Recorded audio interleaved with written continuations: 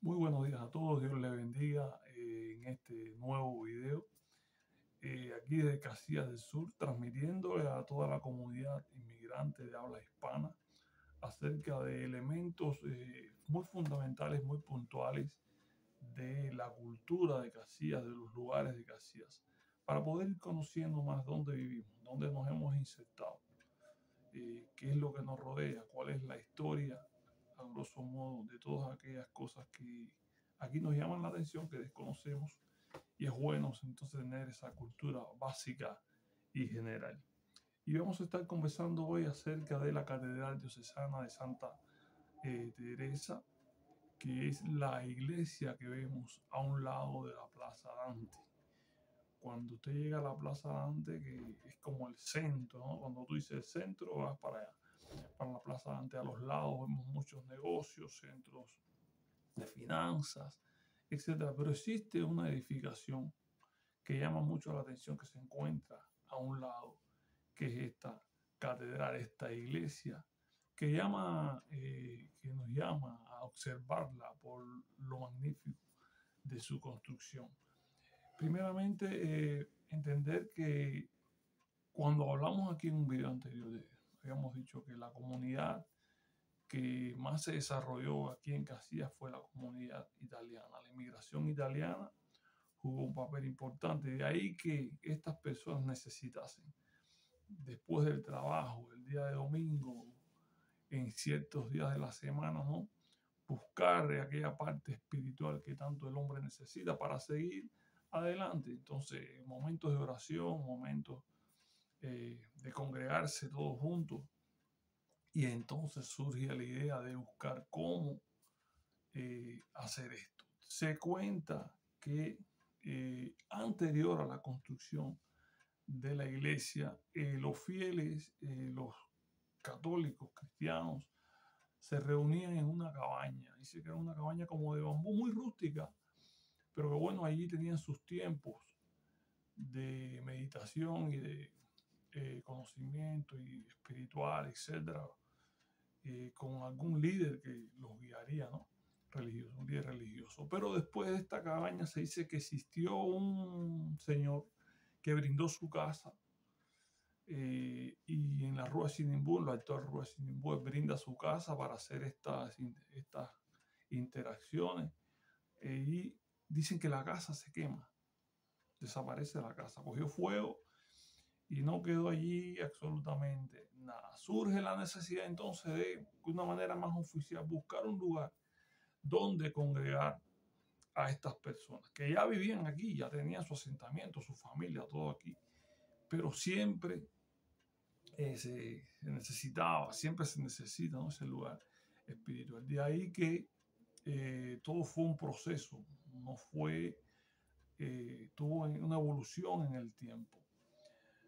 Cuentan que el terreno donde hoy está la Catedral Diocesana de Santa Teresa, ahí habitaban, como en Casillas, varios grupos indígenas, representados por un grupo que se llamaba Caigán, que era como el centro, ¿no? De varios grupos de indígenas que tenían su cosmovisión religiosa, sus creencias, su cultura, su forma de vida, su familia. O sea, había unas comunidades que tenían ya una forma de vida. Cuando llegan los portugueses, aquí los encuentran aquí, comienzan a desplazarlos hasta ciertos lugares para ellos tomar el área que más les convenía para hacer sus construcciones, etcétera, y así moviendo diferentes riquezas de Brasil, como fue la caña de azúcar, el oro, las maderas, pero que no fue hasta que llegaron los portugueses que esto toma un auge mucho mayor. Cuando llegaron, mejor dicho, los italianos, que toma un auge mucho mayor. Entonces, dada la necesidad de un lugar espiritual para congregarse, dicen algunos, estuve leyendo, que existió como un convenio, ¿no? Entre un jefe indígena, un cacique, un jefe indígena, y los padres jesuitas. Ustedes saben, los padres jesuitas, de esos grupos religiosos católicos, uno de tantos que iban por el mundo, ¿no? Llevando la palabra, convirtiendo a las personas a la fe católica, etc.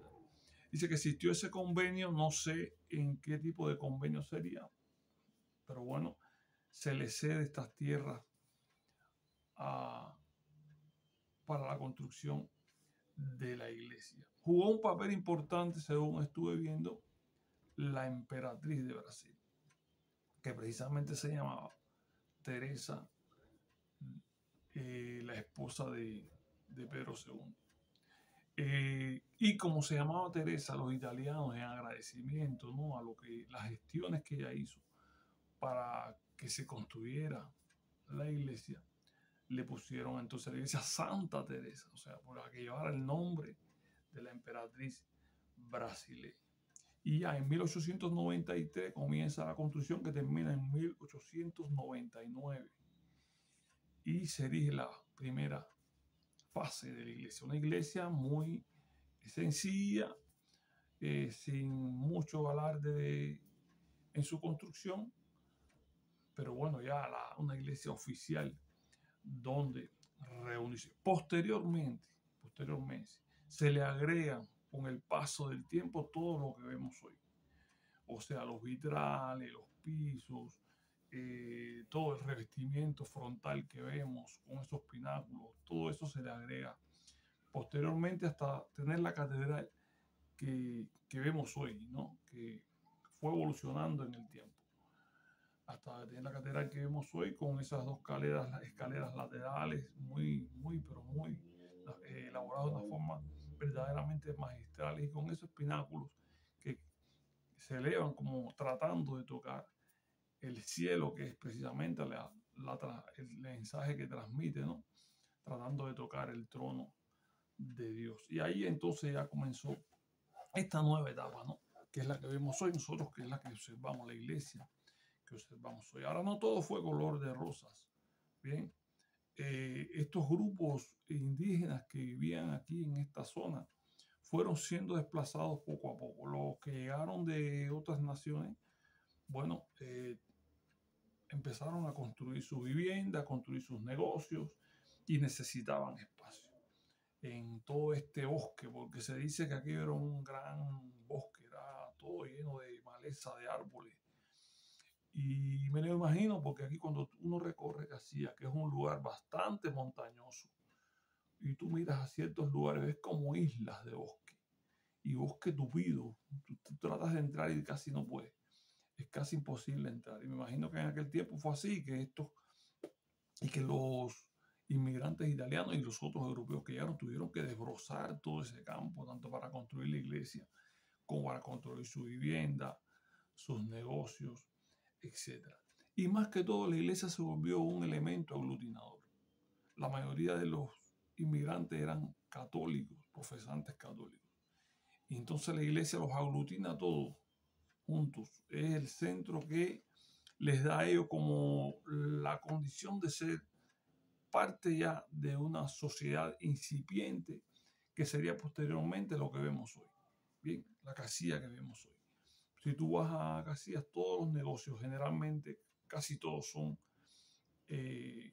tienen nombres italianos, los productos vienen de Italia, todos tienen una base italiana, producto precisamente de eso, de que quienes llegaron y dieron ese avance a Casillas después de los portugueses fueron los italianos. ¿Qué pasó con estos indígenas? Bueno, fueron siendo relegados a otros lugares.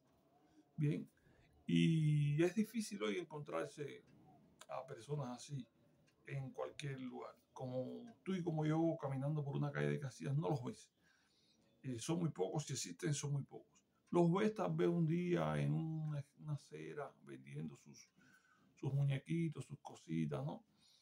Pero comúnmente no se ve a estos grupos, a estas personas indígenas en el mejor sentido de la palabra. Ahora, esta primera y segunda colonización, por decirlo de alguna manera, tanto de los portugueses como de los italianos, principalmente la primera, fue muy abrupta. Fue algo que trajo entre ellos mismos, entre los mismos indígenas, los diferentes grupos, trajo divisiones, trajo confrontaciones, trajo traiciones. Bien, y también entre los indígenas y los extranjeros. Siempre hubo esa confrontación que existe entre el que llega a imponer y a abarcar y el que está allí, que quiere mantener su cultura y quiere mantener su forma de vida. Al final vence el más fuerte. Como en toda la colonización de América Latina, sucedió en Cuba, sucedió en muchos países de América Latina, siempre el que llegaba a colonizar, si eran españoles o eran portugueses, que fue principalmente la colonización que tuvo América Latina, con 2 o 3 excepciones, traían en una mano la espada y en otra mano la cruz. No solamente para esta cruz, era para llevarle la palabra a los que iban a colonizar, que se sentían que la necesitaban porque estaban en un lugar inhóspito que no conocían, sino también para llevar esa palabra de salvación, esa palabra de conversión a estos grupos, ¿no? Que muchos consideraban que la necesitaban porque practicaban otras cosas que a Dios no les agradaban. Entonces, nada, esos grupos aún existen. Los Caigán existen hoy como existen muchos otros grupos en muchas regiones de Brasil. Entonces nos vamos con este conocimiento. Esa iglesia, la iglesia diocesana de Santa Teresa, en homenaje a la emperatriz Teresa Cristina de Brasil, fue erigida ahí en ese lugar, un lugar que habitaron indígenas. Y estos indígenas viven hoy en otros lugares, esparcidos por otros lugares de Brasil, y es muy difícil encontrarla. Es una iglesia magnífica, como muchas cosas de las que vemos aquí, pero que tuvo un costo verdaderamente en la historia. Pero al final, bueno, la ley del más fuerte se impone y no tenemos nada en contra de eso. Llegamos aquí a Brasil con las mejores de las intenciones, pero bueno, uno está haciendo como una disección, ¿no? De cuánto aconteció, cuánto pudo acontecer en aquel momento. Sí me llama la atención que cuando hablamos del monumento al inmigrante, recuerden que en un inicio se trató de que fuese un monumento solo para los inmigrantes italianos. Después se cambia esta idea y se propone que fuera un monumento para los inmigrantes italianos, para todos aquellos que viniesen, e incluso en reconocimiento a las señas, a las diferentes señas que estuviesen en Brasil. Y ahí entonces se incluye a estos grupos indígenas que jugaron un rol y un papel dentro de la historia de Caxias. Me parece a mí que desde el punto de vista conceptual, la imagen que nos brinda este monumento al inmigrante no transmite nada que tenga que ver con estos grupos. En lo personal, creo eso. Pero no existe tampoco otro. Busqué, traté de encontrar.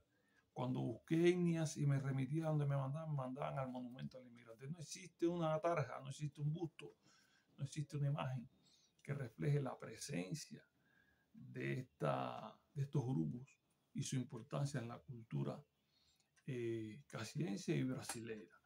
Y recuerdo entonces, vino a mi mente cuando yo escuchaba allá en Cuba de hablar de la cultura cubana como un ajiaco, porque en Cuba se dice no es un ajiaco. ¿Por qué? Porque un ajiaco es un caldo, ¿bien? Que se toma, que tiene viandas de diferentes tipos, condimentos, carnes, o sea, todo eso se mezcla y todo eso le da un buen sabor a ese caldo. Y recordaba en Cuba como se decía, este escritor cubano decía, no, Cuba es como un gran ajiaco, o sea, una mezcla de culturas de diferentes lugares, de África, los aborígenes, los españoles, todos los que vinieron de diferentes lugares, la cultura china. Ahí se mezcla todo y hace lo que es la nacionalidad nuestra como cubanos. Por eso ustedes pueden ver en una familia personas de diferentes colores de piel y de diferentes características y todos son familia. Entonces me acordé de eso y dije, bueno, la cultura brasileña es igual, es como un ajiaco. Lo que este ingrediente indígena se ve muy poco dentro de ese ajiaco. Entonces nada, darle gracias a todos aquellos que nos escuchan, entender que bueno, han conocido algo más de aquí, este lugar que estamos viviendo, transmitir que demos un reconocimiento enorme a esta nación que nos recibió y por qué no decir también que ya en su momento los casienses como Brasil, que son a los que les toca esto, determinará abrir un espacio, abrir un recordatorio, abrir un lugar donde se diga aquí habitaron comunidades indígenas que sirvieron como parte de este ajiaco brasileño a levantar de una manera u otra, con su cultura, con su forma, a esta gran nación que se llama Brasil. Dios les bendiga y nos vemos en el próximo video.